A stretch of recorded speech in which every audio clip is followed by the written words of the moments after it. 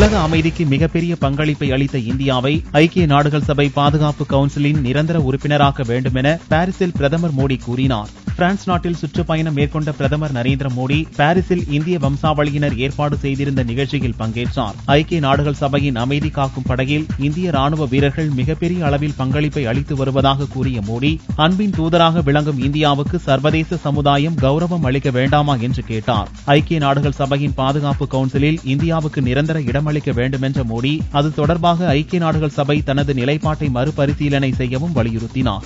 ஆழ்துளை கிணற்றில் விழுந்த 2 வயது சிறுவனை மீட்கும் பணி தீவிரமடைந்துள்ளது. வேலூர் மாவட்டம் ஆற்காட்டில் கூராம்படி கிராமத்தைச் சேர்ந்த குட்டி பூங்காவனத்தின் 2 வயது மகன் ஞாயிறன்று காலை வீட்டின் அருகே விளையாடிக் கொண்டிருந்த போது 450 அடி ஆழமுள்ள ஆழ்துளை கிணற்றில் விழுந்தான். தகவல் அறிந்து சம்பவ இடத்திற்கு வந்த தீயணைப்பு படை வீரர்கள் மீட்பு பணியில் ஈடுபட்டு வருகின்றனர். 12 அடி ஆழத்தில் இருக்கும் சிறுவனை மீட்கும் பணி தீவிரமடைந்துள்ளது.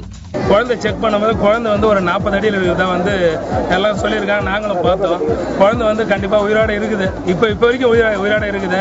அதனால இந்த ரிமூவ் பண்ணி மண் எடுத்தா கண்டிப்பா நாங்க குழந்தை உயிரோட காப்பாற்ற நம்பிக்கை கண்டிப்பா இருக்குதுங்க. குழந்தைக்கு ஒரு 2.5 வயசு இருக்கும். பையன் பேரு தமிழரசா. டெல்லியில் எய்ம்ஸ் மருத்துவமனை மற்றும் குஜராத் பவனில் ஒரே நேரத்தில் தீ விபத்து ஏற்பட்டது. டெல்லி சாணக்கியபுரி பகுதியில் உள்ள குஜராத் பவன் தரைத்தளத்தில் ஞாயிறன்று காலை 8 மணி அளவில் திடீரென தீப்பற்றி எரிந்தது. 8 வண்டிகளில் விரைந்து வந்து அரை மணி நேரம் போராடி தீயை அணைப்பதற்குள் பழைய பர்னிச்சர் பொருட்கள் எரிந்து சாம்பலாகின. குஜராத் பவனில் தீ அணைக்கப்பட்ட அடுத்த 1 மணி நேரத்தில் டெல்லியின் அடையாளமாக விளங்கும் புகழ்பெற்ற எய்ம்ஸ் மருத்துவமனையில் தீப்பிடித்துக் கொண்டது. மருத்துவமனையின் 4ஆம் மாடியில் பிடித்த தீயை 5 தீயணைப்பு வண்டிகளில் வந்த வீரர்கள் அரை மணி நேரத்தில் கட்டுப்படுத்தினர். இவ்விரு தீ விபத்துகளுக்கும் மின்கசிவு காரணமாக கூறப்படுகிறது. யாருக்கும் எந்தவித காயமும் ஏற்படவில்லை. வாக்காளர் பட்டியலில் திருத்தம், ஆதார் எண் இணைப்பு உள்ளிட்ட பணிகளை மேற்கொள்ள தமிழகம் முழுவதும் ஞாயிறன்று சிறப்பு முகாம் நடந்தது. தமிழகத்தில் 63,000 ஓட்டுச்சாவடி மையங்களில் காலை 10 மணிக்கு சிறப்பு முகாம் துவங்கியது. பெயர் சேர்ப்பு, நீக்கம், புதிய வாக்காளர் அடையாள அட்டை பெறுதல் ஆகியவற்றுக்கான விண்ணப்பம் விநியோகிக்கப்பட்டது. வாக்காளர்கள் ஆர்வமுடன் விண்ணப்பங்களை பூர்த்தி செய்து வழங்கினர். ஓட்டு ஐடியை ஆதார் கார்டோட சேர்க்கிறாங்க. அது அலௌன்ஸ் பண்ணாங்க. அது மூலமா நாங்க வந்திருக்கிறோம். பதிவு பண்ணியாச்சு. மும்பை மற்றும் அதன் புறநகர் பகுதிகளை கலக்கிய போலி கடத்தல்காரர்களை போலீசார் கைது செய்தனர். காணாமல் போனவர்களை கண்டுபிடிக்கும் முயற்சியாக மக்கள் அதிகம் கூடும் இடங்களில் சுவரொட்டி ஒட்டப்படுவது வழக்கம். இதை பார்த்து கடத்தல் நாடகத்தை 2 வாலிபர்கள் அரங்கேற்றி பணம் பறித்துள்ளனர். இது தொடர்பாக போலீசாருக்கு புகார் வந்தபோது போலீசார் குறிவைத்து 2 வாலிபர்களையும் தானேவில் கைது செய்தனர். அப்போதுதான் அவர்கள் உண்மையான கடத்தல்காரர்கள் அல்ல, போலிகள் என்பது தெரியவந்தது. கைதான 2வரும் உத்தரப்பிரதேசத்தைச் சேர்ந்தவர்கள். இதில் ஒருவர் உத்தரப்பிரதேசத்தில் உள்ளூர் கிரிக்கெட் போட்டிகளில் 300 ரன்கள் குவித்த வீரர் என்பது குறிப்பிடத்தக்கது. விவசாயிகளுக்கு டெல்லி முதல்வர் கேஜ்ரிவால் நிவாரணம் அறிவித்துள்ளார். பருவம் தப்பி பெய்த மழையால் இந்த ஆண்டு விவசாயம் பொய்த்து போனது. இதனால் பாதிக்கப்பட்ட விவசாயிகளுக்கு நிவாரணம் வழங்கப்படும் என்று டெல்லி முதல்வர் கேஜ்ரிவால் அறிவித்தார். இதன்படி 1 ஹெக்டேர் நிலத்திற்கு 20,000 ரூபாய் வரை விவசாய நிவாரணம் கிடைக்கும் என்று எதிர்பார்க்கப்படுகிறது. அரசு பள்ளி மாணவர்களுக்கான இலவச புத்தக பை தயாரிப்பு ஆர்டர்களை மாவட்டம் வாரியாக வழங்கிட கோரிக்கை எழுந்துள்ளது. குறிப்பிட்ட கால மட்டும்தான் நாங்கள் இந்த மாதிரி ஒரு மும்முரமாக ஈடுபட்டு இருக்கோம். மற்ற சமயத்தில் நாங்கள் பேக்ஸ்க்காகவும் மற்ற ஆர்டருக்காகவும் நாங்கள் மற்ற கம்பெனிஸை எதிர்நோக்கி தான் இருக்கிறோம். அரசு பேக் சம்பந்தப்பட்ட எந்த ஆர்டராக இருந்தாலும் எங்களுக்கே கொடுக்கணும், அந்த மாவட்டத்திற்குரிய பேக் தொழிலாளர்களுக்கே கொடுக்கணும் அப்படிங்கிற எதிர்பார்க்கிறோம். கோகோ சாகுபடி செய்ய தஞ்சை விவசாயிகள் ஆர்வம் காட்டுகின்றனர். தஞ்சையை அடுத்த திருவையாற்றில் உள்ள திருவாழம்பொழில் கிராமத்தைச் சேர்ந்த விவசாயி கேசவன் தனக்கு சொந்தமான விவசாய நிலத்தில் அதிக வருமானம் தரக்கூடிய பணப்பயிரான கோகோ பயிரை சாகுபடி செய்துள்ளார். ஒரு சில ஆண்டுகள் சிரமப்பட்டால் அடுத்த 10 ஆண்டுகளில் அதிகளவு வருமானம் தரக்கூடிய அளவிற்கு கோகோ சாகுபடி உள்ளது. கோகோ நல்ல லாபகமான பயிர் தான். ஆனால் அது வளர்க்கறதுக்கு தான் கொஞ்சம் கஷ்டம். அந்த வெயில் இல்லாதனால இப்போ வாழையை உள்ளுக்கு போட்டுருக்கேன். வாழையை போட்டு அந்த நிழல் வேணும். அதுக்கு அந்த நிழலுக்காக தான் அந்த வாழையை போட்டு அந்த பயிரை காப்பாற்றணும்னு முடிவு பண்ணிருக்கேன். அது 3 வருஷங்கிறது 5 வருஷம் ஆயிடும். 5 வருஷத்துக்கு அப்புறம் 40 வருஷத்துக்கு பிரச்சனை இல்லாமல் வழியில் இருக்கும்.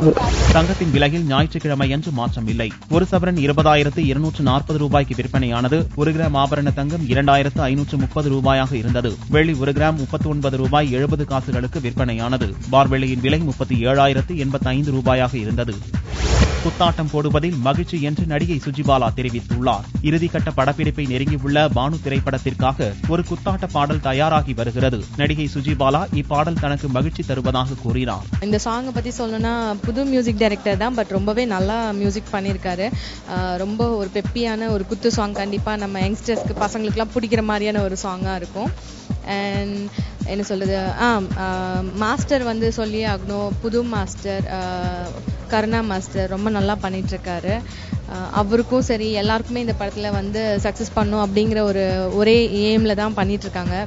இந்த படம் வெற்றி அடையிறது உங்கள் கையில் தான் இருக்குது மக்களே. ஸோ அதனால கண்டிப்பாக படம் ரிலீஸ் ஆனோன்னா தியேட்டரில் போய் பார்த்து இந்த படத்தை சக்ஸஸ் பண்ண வைக்கணும். தேங்க்யூ. 23 ஆண்டுகால வெற்றி கூட்டணி என்று கவிஞர் வைரமுத்து உருக்கம் தெரிவித்தார். இயக்குனர் மணிரத்னத்தின் 24வது திரைப்படமான ஓ காதல் கண்மணி குறித்து கவிஞர் வைரமுத்து வியப்பு தெரிவித்ததோடு குத்துப்பாடல் இன்றி திரையுலகில் இவர்கள் சாதனை புரிந்துள்ளதாகவும் கூறினார். 23 ஆண்டுகள்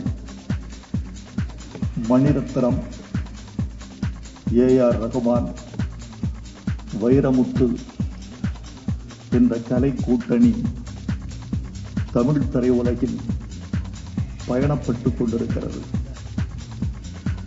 மணிரத்னம் அவர்களின் 24வது படம் ஓ காதல் கண்மணி. 24 படங்களிலும் 24 அனுபவங்களை திரை ரசிகர்களுக்கு மணிரத்னம் தந்திருக்கிறார் என்று நான் கருதுகிறேன்.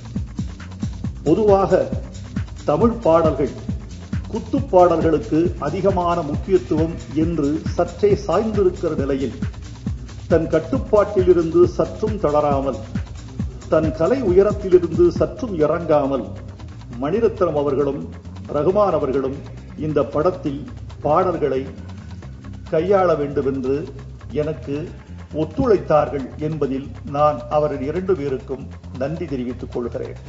ஒவ்வொரு புதிய படத்தின் போதும் தடுமாற்றம் வரத்தான் செய்யும் என்று ஏ.ஆர். ரகுமான் தன்னடக்கம் தெரிவித்தார். ஓ காதல் கண்மணி படத்தின் மூலம் மணிரத்னம், ஏ.ஆர். ரகுமான் வெற்றி கூட்டணி மீண்டும் இணைந்துள்ளது. ஆரம்பத்தில் இருந்த உற்சாகம்தான் இதற்கு காரணம் என்று ரகுமான் கூறினார். எவ்வளவுதான்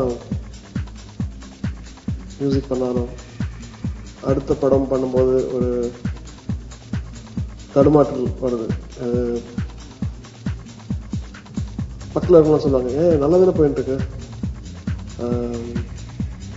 எல்லாருக்கும் பிடிக்குது நீங்க பண்றது இல்லை. நமக்கு எப்போ அந்த தாட் வருதோ ஒரு கம்ப்ளசன்சி, அப்போதான் டேஞ்சர்னு அர்த்தம்.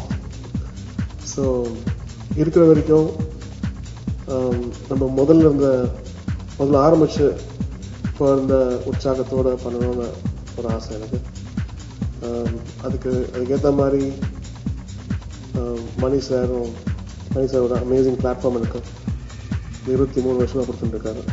அண்ட் அவருக்கு நன்றி சொல்கிறேன். இந்த ஹோல் டீம், வைரமுத்து சார், அந்த சிங்கர்ஸ், உங்களுக்கு உங்களுடைய அன்பு இல்லாமல் ஒன்றுமே நடக்காது.